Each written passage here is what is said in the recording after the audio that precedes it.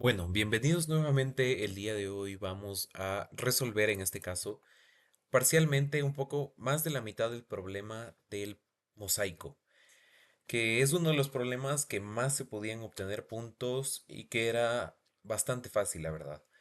Entonces vamos a ver cómo conseguir y construir las diferentes soluciones y qué estrategias podemos seguir cuando nosotros, en este caso, resolvemos problemas que son extensos y que no siempre conocemos toda la teoría necesaria y todas las estructuras complejas para resolver el problema completo. Entonces, bueno, como siempre, vamos a comenzar primero entendiendo el problema a profundidad. Entonces, bueno, vamos a leerlo de qué se trata este problema de mosaico. Lo que me dice es que va a haber una persona, Salma, que planea pintar un mosaico de cerámica en una pared, ¿ok? Y que este mosaico va a tener un tablero de tamaño n por n. A mí automáticamente cuando me dicen un tablero de n por n, pues se me ocurre formar un vector de vectores, un array de tamaño 2 y pues se me ocurre rellenarlo con dos ciclos for o algo parecido. Pero bueno, veamos qué podemos hacer. Ok, nos dice que va a haber n cuadrado casillas de uno por uno y que no van a tener inicialmente color. Ok, entonces nos dice que las filas van a estar enumeradas del cero hasta el n-1 y a su vez las columnas van a estar enumeradas también de cero hasta n-1. Y vamos a denotar cada casilla, digamos, por una fila I y una columna J. Aquí básicamente nos dan como dos coordenadas para identificar, en este caso, cada uno de los cuadrados del mosaico. Y una parte clave es que nos dice que cada casilla va a ser pintada de blanco o de negro. Y el blanco, importante, va a estar denotado por cero. Y el negro va a estar denotado por uno. Y bueno, aquí ya nos da pues una pequeña pista de qué podríamos hacer y más bien nos simplifica bastante el tener el cero y el uno porque son valores sencillos de utilizar y a mí se me ocurre que con este cero y uno quizá nos podrían pedir contar algo. Pero bueno, vamos a ver qué nos dice el problema. Entonces nos dice que para pintar el mosaico pues nos van a dar dos arreglos. Un arreglo X y un arreglo Y, ambos de tamaño n. ¿Y qué va a representar este X? X va a representar la primera fila y Y la primera columna. Que si es que nosotros seguimos o sea, en los índices, pues esos serían en este caso la columna cero y la fila cero. Vamos a ver cómo funciona esto. Pues básicamente X representaría, como les mencioné, la fila cero. Sería esto. O sea, nos darían un array que sería cero, uno, cero. Y Y representa la primera columna, esta que la podemos encontrar más a la izquierda. Ok, entonces nos dan esto. Y lo que nos piden es que nosotros debemos rellenar el tablero, o sea, rellenar lo demás del tablero. Pero para hacerlo debemos considerar dos reglas principales. La primera es que pues debemos pintar una casilla que no tiene color. Eso es un poco obvio. Pero debemos considerar que em, tanto su vecina de arriba como su vecina de la izquierda ya estén pintadas. Es decir, yo no puedo pintar una casilla que sus vecinas no estén pintadas, sino ya deben estar pintada la casilla que está arriba y la de la izquierda, y a partir de eso yo ya puedo pintar la casilla que yo quiero. Pero hay que considerar algo, hay que considerar algo. Si es que las vecinas mencionadas, es decir, la de la arriba y la de izquierda, ya son blancas, yo puedo pintar esta casilla de color negro. Caso contrario, o sea, si es que hay únicamente una blanca y una negra, dos negras, yo tengo que pintar esa casilla de blanco. Ok, bastante claro. Me dice que Yasmín, una amiga de Salma, siente mucha curiosidad y ella va a realizar Q preguntas, una cantidad Q de preguntas que van a estar enumeradas desde cero hasta Q-1. Y básicamente lo que ella nos va a preguntar es un subtablero del mosaico. ¿Qué quiere decir que nos va a preguntar el subtablero? Lo que quiere decir es que, ok, aquí tenemos el tablero completo y lo que nos puede preguntar es, por ejemplo, esta fila de acá, nos puede preguntar por este subtablero de acá o este de acá, o sea, es decir, nos puede preguntar por una porción del tablero completo que tenemos. ¿Y cómo nos va, en este caso, a decir cuál es el tablero? Muy sencillo. ¿Cuál es el subtablero que ella quiere consultar? Nos va a mandar algunos arreglos. Nos va a mandar un arreglo T, un arreglo B, un arreglo L y un R, que pues básicamente es la traducción de top, bottom, left and right. Que pues lo que nos dice es que la fila superior pues, o sea, a ver, vamos a ver esto de forma en el pizarrón para que sea bastante claro. En T nos van a decir cuál, o sea, digamos, el índice de la primera fila a considerar. Entonces, si me dicen que, por ejemplo, t va a ser igual a cero, entonces quiere decir que yo voy a considerar desde aquí. Ahora imaginemos que me dicen que t es igual a cero y b es igual a uno. Entonces, eso quiere decir que el top va a ser el cero y el bottom va a ser el uno. Entonces, pues básicamente me va a pedir algún subtablero que se encuentre entre cero y uno.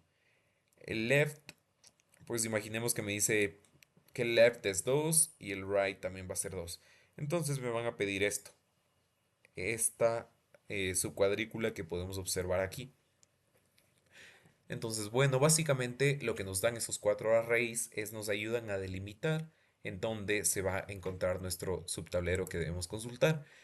Pero, ¿qué debemos consultar? Nosotros debemos devolver la cantidad de casillas negras que existe en ese subtablero. Como más o menos intuíamos, nosotros tenemos que contar algo, tenemos que contar las casillas negras que podemos encontrar en el subtablero. Ok, entonces nuestra tarea es describir un programa que responda a todas las preguntas de Yasmín. Entonces, bueno, primero asegurémonos de que comprendimos correctamente las reglas para rellenar el tablero, porque sin duda, para las primeras tareas, una parte fundamental será construir de forma adecuada el tablero completo a partir de la X y de la Y que nos están dando. En este caso, imaginemos que pues tenemos todo esto, nos dan únicamente de esta forma. Ok, entonces lo que yo tengo que hacer es, si yo quiero pintar esta casilla, veo el top, es un uno. Veo cuál es el del el left, o sea, el de su izquierda, es cero. Entonces veo, pues ambas son blancas. No, entonces eso quiere decir que yo debo colocar un cero. Ahora, si es que yo quiero esto, pues hago lo mismo. La de arriba y la de la izquierda son blancas, no, cero. Aquí hago lo mismo, pues este cero y este cero, pues cumplen la condición. Vamos a ver, porque me dice aquí puse las reglas para pintar. Si la de la izquierda y la de arriba son blancas, es decir, están denotadas con cero, la casilla es negra. Entonces aquí vamos a colocar un uno. Y pues aquí comparamos esto y aquí sería un cero adicional. Entonces listo, vemos que pues comprendimos bien cómo se rellenan estos tableros. Bueno, como siempre, vamos a ver de forma correcta qué nos piden implementar. Como ya se nos anticipó, bueno, se nos va a mandar una función mosaico que vamos a tener que programar, en la que vamos a tener un vector X que representa, como mencionamos, la primera fila, un vector Y que va a representar la primera columna, y los arrays, en este caso los vectores del top, bottom, left and right, o sea, las coordenadas que nos van a ayudar a delimitar los tableros. Aquí está una breve descripción de qué es cada uno. Yo creo que ya quedó más que claro. Y un poco de las restricciones. Vemos que pues el tablero, digamos, más grande va a ser de 200.000 para considerar más que todo en la complejidad. Y vamos a ver las subtareas. Veamos primero a qué se refiere la subtarea 1. Me dice que n va a ser menor o igual a 2 y q, que representa el número de consultas, van a ser como mucho 10. Entonces, bueno, esto ya me dice que, bueno, la primera subtarea puede ser bastante fácil porque vamos a tener únicamente un tablero de 2x2 y vamos a ver que, por ejemplo, si tengo yo un tablero de 2x2 y a mí ya me dan X y Y, imaginemos que pues X sería 0 y 1 y Y, que es la de abajo, pues me darían 0 0. Simplemente yo tendría que rellenar una casilla. Y puedo yo contar manualmente, pues según el rango que me den, cuáles son en este caso, cuántas casillas negras. Y entonces vemos que sí es algo bastante sencillo de realizar. Entonces veamos si es que yo puedo programar algo que también pueda ir por la subtarea 2 para puntuar un poco mejor y ver, programar algo que sea, que nos sirva y que no nos ayude a perder tiempo en una sola subtarea. Vamos, intentemos programar uno también para la subtarea 2. Me dice que n va a ser menor o igual a 200, o sea, un tablero de 200 por 200 máximo, y las consultas también van a ser máximo 200. Entonces, bueno, aquí esto ya me da una pequeña pista. Me dice que yo puedo utilizar una especie de fuerza bruta. Yo puedo almacenar, es decir, almacenar todo el tablero en un vector de vector. Y yo, pues, aplicando la regla que se nos mostró, puedo rellenar todo el tablero. Y dependiendo del rango que me den, pues yo puedo contar manualmente. Y no me va a dar un time limit, porque todavía son límites bastante pequeños. Entonces vamos a intentar implementar esta parte. Bueno, para hacer la sesión lo más concisa posible y alcanzar a resolver la mayor cantidad de subtareas, voy a presentarles las soluciones que yo ya implementé a detalle para que ustedes las comprendan y luego puedan revisarlas un poco con calma mientras yo las explico. Bueno, como pueden ver aquí yo tengo ya un código que me resuelve la subtarea 1 y la subtarea 2. Vamos a ver qué realicé. Bueno, primero lo que hice es almacenar el número de consultas, que eso es directamente proporcional al tamaño puede ser de T, de B, de L o R, cualquiera de ellos. Y N va a ser proporcional ya sea al tamaño de X o al tamaño de Y. Entonces estos son pues dos valores importantes, ya que esto nos va a permitir poner los límites a los ciclos, ponerles tamaño a los arreglos y demás. Bueno, entonces como les mencioné, lo que primero podemos hacer es crear una estructura de vector de vectores que le vamos a denominar mosaico, que pues bueno, va a ser de tamaño n y va a tener, o sea, y bueno, va a ser tanto o sea, bueno, sí va a ser de tamaño n por n, tal como se nos describe en el problema. Entonces, lo primero que voy a hacer es almacenar, en este caso, dentro de este mosaico, en la primera fila que ya tenemos. Entonces simplemente voy a recorrer X sub J y eso yo lo voy a almacenar en la primera fila. Y lo mismo hago con Y. Voy a ingresar a la primera columna de mosaico y la voy a copiar de los valores que ya nos dieron de Y. Algo bastante fácil. Y esto va a ser la función que nos va a ayudar en este caso a complementar y a armar de forma completa nuestro tablero. Entonces simplemente pues lo inicializamos desde uno porque si recordamos, vamos a verlo, vamos a verlo aquí. Si recordamos en este caso a nosotros ya nos van a dar X y Y. Entonces desde donde nosotros debemos comenzar a rellenar va a ser desde 1, 1, que sería esta casilla de acá. Entonces por eso que yo inicializo los ciclos en uno. Entonces, la condición va a ser si es que la casilla que se encuentra arriba es igual a cero. Esto lo comparo con la casilla de la izquierda. Y si es que ambas son cero, eso quiere decir que ambas son blancas, pues lo que yo voy a hacer es pintar esa casilla de negro. Si es que no se cumple, pues simplemente la pinto de blanco. Y con esto, pues ya relleno completamente el tablero. Pero como podemos ver, esta parte va a tener una complejidad de O n cuadrado. Entonces, con casos más grandes, como por ejemplo n menor a 5000, pues realmente con los 2 segundos, un segundo que nos suelen dar en las competencias no es suficiente y tendremos que optimizar para lograr esas subtareas. Pero bueno, eso lo haremos después. Por el momento, pues ahora vamos a crear un vector de long long que va a tener todas las respuestas. Porque como nos envía un vector de t, un vector de b, l y r, es decir que es decir que pueden realizar varias consultas. O sea, Yasmín nos puede hacer no únicamente, no nos puede preguntar más de un subtablero.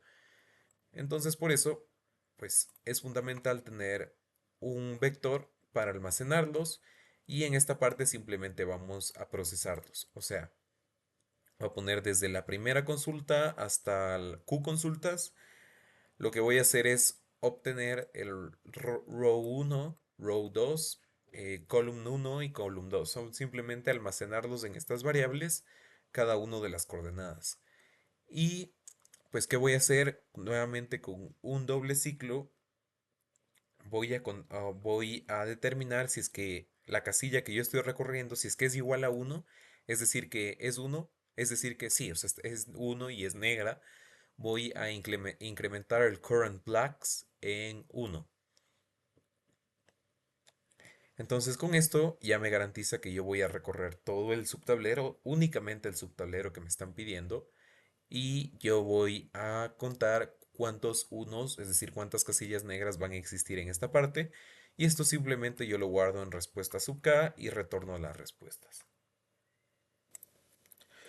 Una parte importante y recomendada es siempre compilar desde de forma local para asegurarnos de que todo lo que hayamos programado sea correcto, corregir errores y así no gastar los envíos que, bueno, a pesar de que son limitados y son bastantes, más que todo no perder las oportunidades de que pues enviarlos luego cuando tengamos mejores soluciones o más optimizadas.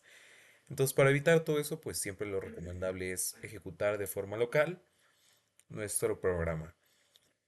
Entonces, bueno, ¿cómo se hace esto? Pues bueno, digamos que existen varias maneras. Una sería que si yo quiero ejecutar esto, consideremos que nosotros estamos programando la función vector. Entonces, a mí no me va a funcionar si es que yo ejecuto este archivo específico a menos de que yo cree un main. Entonces, pues lo que podemos hacer es precisamente crear un main y, y pues bueno, compilarlo mediante un comando. Pero para eso, lo que yo tengo que lo que yo tengo que hacer es acceder específicamente a la ruta donde se encuentra el archivo que yo quiero compilar. Entonces, pues para eso hay dos comandos principales. El cd, que es de Command Directory, que básicamente me va a ayudar a saber a qué carpeta yo quiero ingresar. Y otra es la ls, que ls es de enlistar. O sea, yo voy a listar cuáles son las carpetas que yo tengo disponibles para ingresar. Entonces le doy ls y pues me dice tienes documents, downloads, music y así. Entonces en este caso pues Mosaic está en documents. Entonces yo voy a dar cd command directory. Yo quiero entrar a documents. Pero ¿qué pasa si es que yo me equivoco y pues pienso que está en downloads? Entro. Entonces, para salir de esa carpeta, pues simplemente le pongo cd punto punto. Entonces, como que vuelve a la anterior. Entonces, listo, podemos ver que ya volvió. Y ahora sí voy a darle a la verdadera, a donde yo quiero ingresar. Documents, listo, ls para ver qué tengo, cd y oí, ls nuevamente, tengo el de mosaico, listo, y cd c++, cpp. Ok. Listo, ya ingresé correctamente. Y el comando para compilar cuando yo tengo un main sería g++, el nombre del archivo, que en este caso sería mosaic1.cpp, /o, y aquí yo le ingreso un nombre para ponérselo al ejecutable. En este caso, pues mi ejecutable se va a llamar m1. Entonces, listo, aquí me dice, pues, aquí me da un error. Dice que ya está redeclarado. Vamos a ver, la línea 116. Ah, claro, es porque no he comentado estas subtareas de acá. Vamos a hacerlo para que no me dé el error. Pa, pa, pum. Listo, comentado. Y ahora sí vamos a compilarlo. Ok. ¿Y cómo ejecuto ese archivo? Porque ahorita únicamente yo estoy compilando. Entonces le doy punto slash y M1, que sería el nombre de mi ejecutable. M1. Entonces ya me dan el resultado de acuerdo a lo que yo le mandé. Pues en este caso le mandé algún caso ahí de prueba.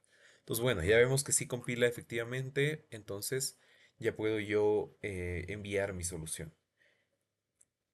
Pero ¿qué pasaría si a mí no se me da? O sea, si es que yo no quiero construir el main y quiero ingresar algún caso de prueba, como por ejemplo este que se encuentra aquí, 0.1 in.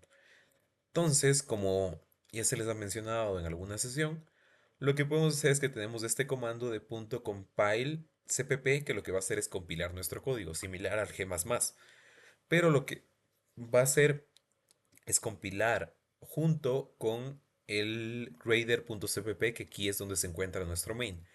Y el punto run va a ejecutar nuestro código y nosotros podemos ingresar con el menor que podemos poner cuál va a ser la entrada. Pero bueno, eso lo vamos a ver después. Vamos a ver cuántos puntos nos da esta solución que estamos planteando. Bueno, aquí podemos observar que ya subimos esta solución y me da 12 puntos, que es precisamente a lo que estábamos apuntando. Vemos que la subtarea 1 la cumplió, la subtarea 2 la cumplió. Entonces, listo, estas dos primero, 12 puntos que los conseguimos bastante fáciles. Entonces, bueno, ahora vamos a ver qué nos pide la subtarea 3. La subtarea 3 nos dice que T, o sea, todos los elementos de T y de K y de BK van a ser y de B, perdón, van a ser cero. Entonces, bueno, vamos a ver cómo interpretamos esto. Como lo interpretamos es que se nos va a pedir únicamente la primera fila, es decir, la subcuadrícula que nos van a pedir solo va a ocupar la primera fila, que es precisamente X, lo que nos están enviando. Entonces, esto ya nos da una pista de que no es necesario construir el tablero completo, porque estaríamos perdiendo recursos, estaríamos perdiendo en complejidad y quizá nos daría un time limit. Entonces, lo que debemos hacer es enfocarnos únicamente en X que ya nos están dando. Y se van a sorprender porque realmente para esta subtarea, con menos de 10 líneas podemos conseguir 7 puntos más. Sí son 7, ¿no? Sí, 7 puntos más. ¿Cómo? Pues simplemente lo que yo hago es almaceno todas nuestras respuestas en Q. O sea, perdón, voy a almacenar mis respuestas en el vector de respuestas, que va a tener un tamaño de Q. Y aquí vamos a utilizar un concepto que ya hemos visto en clases anteriores, que es las prefix sums, que es básicamente un arreglo o un vector, en este caso un vector, que va a ir almacenando las sumas de cada una de las casillas. Vamos a ver cómo se ve esto para entenderlo mejor y pues acordarnos también de este concepto. En este caso, imaginemos que se nos dan, por ejemplo, un tablero así. Digamos que listo, ya tenemos nuestro tablero, ya lo construimos y queremos saber, o sea, queremos obtener la prefix sums el, de la fila cero. Entonces, un prefix sums se halla a partir de la suma. O sea, por ejemplo, veo cuál es la primera casilla, es un uno. Entonces, el primer elemento de esta lista sería un uno. De ahí, este uno yo lo voy a sumar con el siguiente. Entonces, sería uno más cero, uno. Entonces, el siguiente elemento sería un uno. Entonces, llevo uno. Y este uno yo lo voy a sumar con el siguiente elemento de acá. Entonces, el siguiente elemento sería un 2. Y a este 2 lo sumo con la siguiente casilla. Entonces el siguiente elemento de la lista sería un 3. Este 3 yo lo sumo con el cero. Entonces el siguiente elemento sería, uy, no, un 3. Vamos a hacerlo nuevamente, que ya se me borró. Uno, uno, 2, 3, 3. Y finalmente este 3 yo lo sumo con el uno y esto me daría 4. Entonces aquí, así me quedaría mi prefix sums. Entonces, ¿por qué voy a utilizar esto? Porque si nosotros ya tenemos precomputadas las sumas, si es que nosotros disminuimos, o sea, a partir de los índices, yo resto, puedo determinar cuántos unos van a haber en un rango específico. Vamos a ver nuevamente. Escribamos nuestra prefix sums: uno, uno, 2, 3, 3 y 4. Listo, ya la tenemos aquí. Entonces, imagínense que nos dicen, pues, en la primera fila quiero que me digas cuántos unos, o sea, es decir, cuántas casillas de color negro va a haber entre 3 y 5. Entonces, lo que yo hago es simplemente ir al índice 5, que sería 4, y a esto yo le voy a restar 3 y a esto yo le voy a sumar uno. O sea, 4 menos 3 que sería uno y más uno, y esto sería 2. Entonces, esto me da precisamente el resultado que nosotros queremos obtener. Entonces, como vemos, hay que considerar que ya como ya no hay límites de, por ejemplo, ya no hay restricciones como n menor a 200, sino que aquí son números muchísimo más grandes y el tablero es mucho más grande. Para evitar recorrer toda la fila varias veces, lo ideal es hacer estas perfect sums para luego simplemente consultarlas, restarlas y con una operación sencilla conseguimos los puntos. Entonces, bueno, ¿qué hacemos? Para esto vamos a ocupar algo que se llama partial sum, que es una función que está incluida dentro de la biblioteca de Numeric, que es bastante útil si es que no queremos hacer nuestra partial sum, o sea, nuestra prefix sums de forma manual, porque con esta lo que nos permite es que nosotros le ponemos desde dónde quiere que comience a hacer la suma, o sea, de x.begin en este caso, hasta dónde quiere que haga, hasta x.end, y desde dónde quiere que lo guarde. En este caso, quiero que lo guarde desde prefixsums.begin más uno. ¿Y por qué le pongo más uno? Porque se acostumbra que cuando nosotros hacemos una prefix sums siempre se pone primero un cero y luego se comienza a procesar todas las sumas para evitar confusiones, para facilidad de procesamiento e incluso nos sirve para cuando nosotros querramos restar varios elementos. Entonces, bueno, ¿qué hacemos? Una vez que ya tenemos aquí con esta partial sum, ya nos va a devolver precisamente la lista que nosotros construimos manualmente. Y luego, ¿qué hacemos? Creamos una variable de current blacks y almaceno la row uno, columna uno, columna 2. Y simplemente current blacks va a ser la resta entre prefix sums más C2 más uno menos prefix sums C1. O sea, es decir, C1 sería el left, C2 sería el right. O sea, es decir, me dicen desde qué columna hasta qué columna quiero que obtenga el rango y simplemente resto, como ya vimos, y eso ya me da cuántos unos existen en ese rango. Y esto lo almaceno en respuestas, lo retorno y con esto vamos a ver que ya vamos a obtener 7 puntos más. Si no me creen, podemos verlo aquí.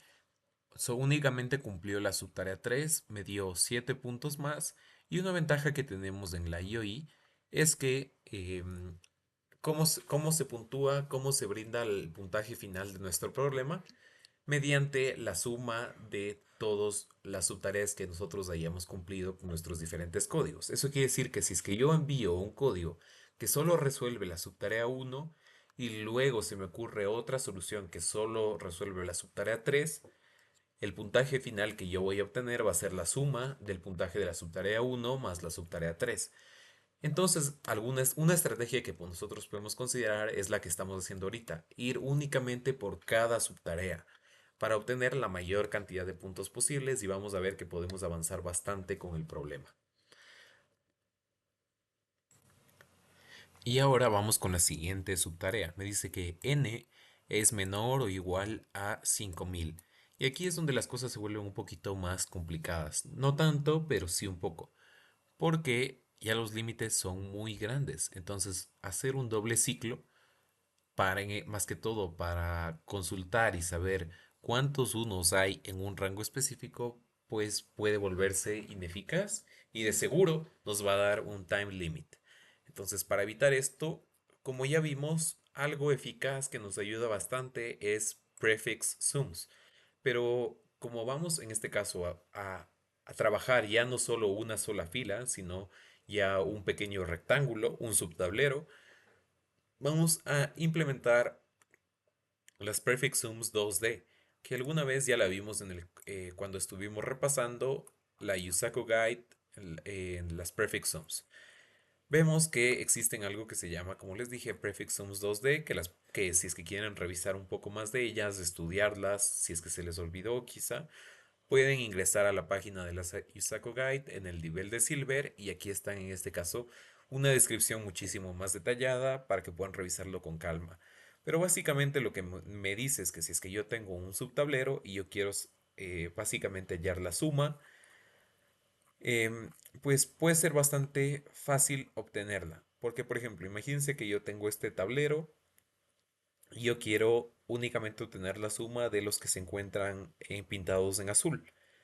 Entonces, mediante sumas y restas, imaginemos que aquí está ya la prefix sums computada. Si es que yo lo que hago es, este 65 me va a dar la suma total, pero esta suma va a incluir o algunas otras casillas que yo tengo que excluir. Entonces, para eso yo voy a tener que excluir el 6, el 23 y el 1 lo voy a tener que sumar. Y para esto, pues vamos a ver. Si ustedes se acuerdan, nosotros queríamos las pintadas en azul, que incluían las 7, el 11, el 9, el 6, el 1 y el 3. Entonces, lo que nosotros estamos haciendo es primero considerar toda esta región, o sea, es obtener la suma de toda esta región. Y luego vamos a ir quitándole pedazos. Entonces, le quitamos este pedazo, que este pedazo de aquí que estamos quitando va a sumar 23. Luego le vamos a quitar este pedazo de acá que va a sumar en este caso 6. Pero no sé si se dan cuenta, pero cuando nosotros quitamos esto y esto, estamos quitando dos veces este cuadrado de acá. Entonces, para evitar que esto nos afecte al resultado, eso lo que vamos a hacer es sumarlo. Entonces, este mismo concepto vamos a aplicarlo para las prefix, para cuando nosotros construyamos nuestra prefix sums 2D para resolver la subtarea 4. Vamos a ver cómo hacerlo. Bueno, hay algunas cosas que reciclé de los códigos anteriores. Podemos observar, por ejemplo, que aquí vamos a armar un mosaico, el mosaico completo, que va a ser un vector de tipo int. Aquí simplemente yo guardo la primera fila, primera columna y aquí aplico la misma regla que habíamos comentado antes para rellenar todo el tablero. Aquí lo que voy a hacer es pues almacenar las respuestas en esta regla, en este vector y voy a crear uno nuevo que no habíamos creado que va a ser un prefix sums 2D que nuevamente va a ser un vector de vectores, es decir, yo voy a crear como una cuadrícula similar a la que tenemos aquí, pero esta, esta va a almacenar los valores que nos pide procesar. Entonces, pues bueno, aquí inicializo con n más uno porque no sé si pudieron observar, pero aquí también se muestra que cuando nosotros hacemos prefix sum se acostumbra poner un cero, digamos, como de borde. Entonces, por eso lo establecí con n más uno. Y lo que primero vamos a hacer es una partial sum, pero la partial sum nos va a servir para recorrer todas las filas. Entonces, vamos a ver qué está haciendo en nuestra pantalla. Vamos a ver. Mm, Lo tenemos aquí. Lo que va a hacer es, imaginemos que tenemos este subtablero que está aquí a nuestra izquierda. Entonces lo que va a hacer es sumar, como habíamos visto, las prefix sums, pero por cada fila. Entonces esto se va a procesar acá. Entonces, pues bueno, va a hacer una suma de esta forma y vamos a obtener pues esto de aquí. Y luego vamos a hacer la prefix sums de forma manual, pero hacia abajo. Es decir, primero vamos a tomar este primer elemento, luego le sumamos al siguiente y la suma acumulada le sumamos al de abajo. Entonces con esto ya tenemos, vamos a obtener este tablero que es el que se encuentra acá. Entonces eso lo podemos ver acá. Utilizamos la partial sum y como ahora tenemos que recorrer columnas, no es lo más recomendable utilizar partial sum y aquí simplemente lo hacemos manualmente. No hay ningún inconveniente.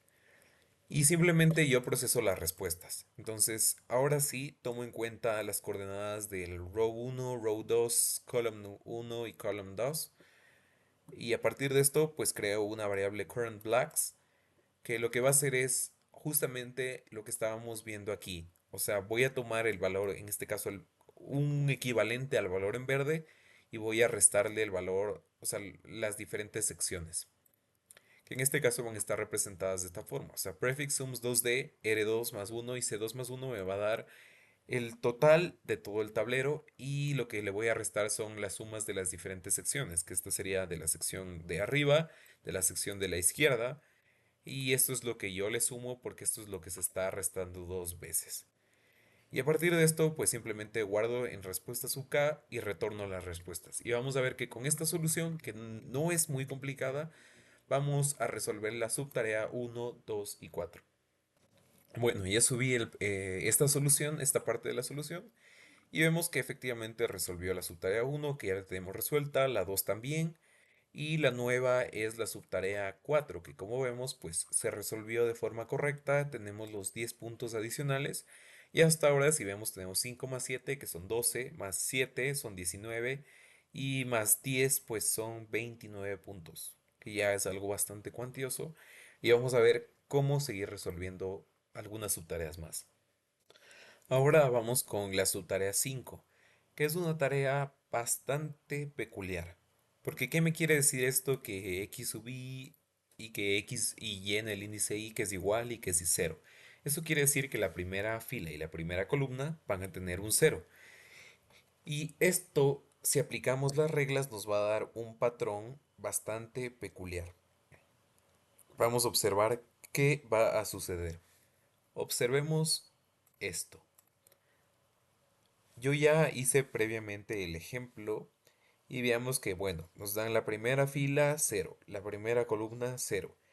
Y si son un poco observadores, podemos ver que en toda esta sección me da algo similar a un tablero de ajedrez, es decir, van a estar intercalados los diferentes números.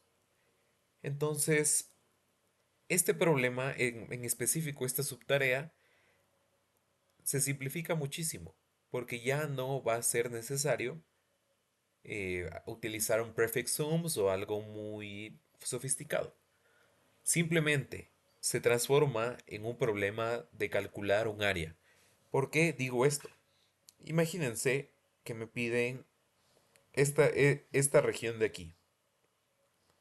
Entonces, bueno, simplemente calculemos su área. Vemos que esto tiene 4. Son 4 casillas. Y de altura va a tener 2. Entonces 4 por 2 es 8. Y si esto dividimos para 2, esto va a ser 4. ¿Y por qué yo divido para 2? Porque si nosotros contamos, vemos que hay 1, 2, 3, 4. O sea, va a haber 4 casillas que van a tener un 1 y 4 casillas que van a tener un 0. Y lo mismo va a suceder casi para cualquier subregión que nosotros veamos. ¿Para cuál no se va a cumplir? Cuando nosotros queramos, por ejemplo, hallar el área de uno de 3 por 3. Aquí el área es 9, entonces si dividimos para 2, todos sabemos que esto no es entero. Entonces, lo que debemos hacer aquí es ver si es que, en este caso, la primera casilla, la que está más hacia la izquierda de toda esta región, es un 1. Y si es que es un 1, pues simplemente tenemos que al área que calculamos sumarle 1 antes de dividirla entre 2. Entonces, bueno, vamos a ver cómo programar esto. Nuevamente armamos un código que es bastante corto. Nuevamente repetimos el vector de respuestas. Almacenamos las diferentes coordenadas. Inicializamos las current blocks para contar cuántas hay. Y aquí lo primero que yo hago es hacer un effective R1 y un effective C1. ¿Por qué yo hago esto? Esto lo hago porque pueden existir algunos casos en los que se me pida incluir por ejemplo, la columna cero o la fila cero. Y como estas tienen, o sea, únicamente tienen cero, estos no me van a aportar nada a mi área. Entonces, si es que yo calculo el área, por ejemplo, de esta región, incluyendo esta parte de los ceros, me va a afectar al resultado. Entonces, con este mínimo, lo que yo hago es básicamente eliminar esta parte y calcular el área únicamente de la región que sí debo calcular y que me va a dar un resultado efectivo. Entonces, mil disculpas, era con un max, un STD max, porque básicamente lo que me va a decir voy a ver si es que es un cero, el máximo entre cero y uno obviamente es el uno. Entonces, ahí es donde me excluye esa columna o esa fila cero. Lo mismo hacemos con C1 y a partir de esto, pues construyo checkerboard rows, que en este caso va a ser las filas que sí voy a considerar y las columnas que sí voy a considerar. Y una vez que hago esto, pues simplemente las multiplico para calcular el área. La divido entre 2 y aquí es lo que mencionamos. Si es que esta área yo le saco el módulo 2 y pues esto no me da, o sea, esto es distinto de cero, eso quiere decir que nosotros estamos calculando el área de, por ejemplo, uno de 3 por 3, o sea, una cosa de un área impar. ¿Y qué hacemos con esto? Verificamos la primera casilla. Y si es que esta primera casilla, pues contiene un uno, pues le sumamos al current blacks, le sumamos uno. Y con esto, pues ya hemos terminado. Simplemente devolvemos esto en respuestas, lo guardamos aquí y retornamos esto. Y vamos a ver cuántos puntos nos da esta solución. Bueno, vemos que nos dio un total de 8 puntos, 8 valiosos puntos que como vemos pertenecen a la subtask 5, que es precisamente la que estábamos resolviendo. Entonces en total ya hemos resuelto la uno, la 2, la 3, la 4, la 5 y vamos a intentar hacer una más, la subtarea 6, que bueno, es un poco más complicada, pero estoy seguro que podemos lograrla.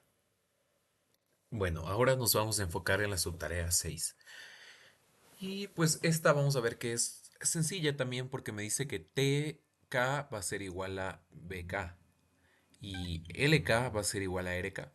Y esto, si nos damos cuenta, básicamente lo que nos dice es que se nos va a consultar por una única celda. Y si es que esa única, o sea, simplemente tenemos que ver que esa celda que nos pide va a tener o sea, si tiene un uno y un cero y devolver esos valores. Pero, ¿qué sucede? Aquí nuevamente no tenemos ya restricciones. Entonces, el tamaño del tablero puede ser muy, muy grande. Entonces, debemos encontrar alguna forma para no necesitar de rellenar todo el tablero completo, porque esto nos va a dar un time limit. Vamos a ver cómo hacemos esto. Para esto, nosotros tenemos que darnos cuenta de que después de un tiempo, si nosotros vamos rellenando el tablero, después de un tiempo se regulariza y existe un pequeño patrón que nos va a ayudar a calcular esto. Observemos esto. No sé si ustedes se dan cuenta, pero consideren esta capa de aquí, esta L invertida. ¿No se dan cuenta que si nosotros consideramos de forma diagonal, vemos que estos elementos que se encuentran aquí se repiten infinitamente? Esta es precisamente la clave. Porque si nosotros dividimos, digamos, por eso enmarqué esto en rojo, si dividimos por capas y decimos que primero esta L invertida es la capa cero, esta va a ser la capa uno, esta va a ser la capa 2 y nosotros calculamos únicamente hasta la capa 2. Después de esto, en esta región interna, independientemente de la coordenada que me den, yo puedo saber cuál es su proyección en la capa 2 y a partir de eso obtener su valor sin necesidad de haber construido el tablero completo. Y aquí es donde está el poder que tiene en este caso encontrar este patrón y habernos dado cuenta de esto. Entonces, bueno, ¿cómo vamos a programar esto para que nos dé para que efectivamente a partir de, de una coordenada que nos den, pues veamos su proyección? Primero, lo que tenemos que considerar es que sí o sí vamos a tener que, a partir de X y Y, vamos a tener que obtener la capa uno, que sería esta de aquí, y la capa 2. Eso sí o sí vamos a tener que calcularlo. Entonces vamos a ver cómo almacenarlo. Quizá lo mejor sea almacenarlo en vectores por separado. Y luego vamos a crear una función que me ayude con esto. Porque una cosa importante que debemos considerar es que una condicional que debemos incluir es que si es que la coordenada es mayor que 2, entonces podemos hacer esta proyección. Pero si es que no, debemos devolver el valor que calculamos. Entonces es algo clave que nosotros debemos considerar. Entonces, bueno, basta de hablar. Ahora sí, sí, vayámonos a programar esta última subtarea para obtener 22 puntos más. Bueno, este código va a estar un poquito más largo, no se me asusten. Em, este código forma parte de una solución un poco más complicada que no está al 100% optimizada, pero que sí incluye lo necesario para resolver esta subtarea. Vamos a ver. Nuevamente almacenamos Q y N y lo que vamos a hacer es crear algunos vectores adicionales. Ya no voy a almacenar el tablero completo, como les mencioné, simplemente voy a almacenar la fila 1, la columna 1, la fila 2 y la columna 2, para luego hacer las proyecciones y yo saber adecuadamente los valores. Entonces, estos van a ver varios de estos, bueno, varios segmentos de código similares a estos, donde básicamente lo que voy a hacer es seguir con las condiciones del problema. O sea, la casilla que está arriba es igual a cero, la casilla que está a la izquierda es igual a cero, y si es que los dos son iguales a cero, pues eso quiere decir que yo puedo pintar la casilla de uno. Entonces, es básicamente eso, es simplemente rellenar el tablero considerando, bueno, rellenar hasta la capa 2, considerando las condiciones del problema. Entonces, listo, una vez que ya tenemos eso, hacemos, si es que n es mayor o igual a 3, podemos incluir una capa 2 lineal, pero esto nos va a ayudar para una futura solución que la podemos ver en otra sesión, pero bueno, hoy no. Bueno, estas prefix sums también nos pueden ayudar para después, pero la función fundamental que nos va a ayudar para resolver en este caso la subtarea que estamos haciendo es esta de get cell value. En este caso yo la incluí como una función lambda, ustedes la pueden poner como una función externa, pero consideren pasar los valores por referencia para evitar que nos den algún error y que nos dé un time limit exceeded. Entonces, bueno, estas son condiciones meramente em, de verificación. O sea, esto simplemente nos dice si es que la i es menor que cero, pues obviamente no puedo hacer esto. Si es que la i es igual a cero, retórname o sea, el valor que se encuentra dentro de la capa cero. Listo, pero lo que realmente es fundamental es que, ¿qué sucede? Esta sección aquí.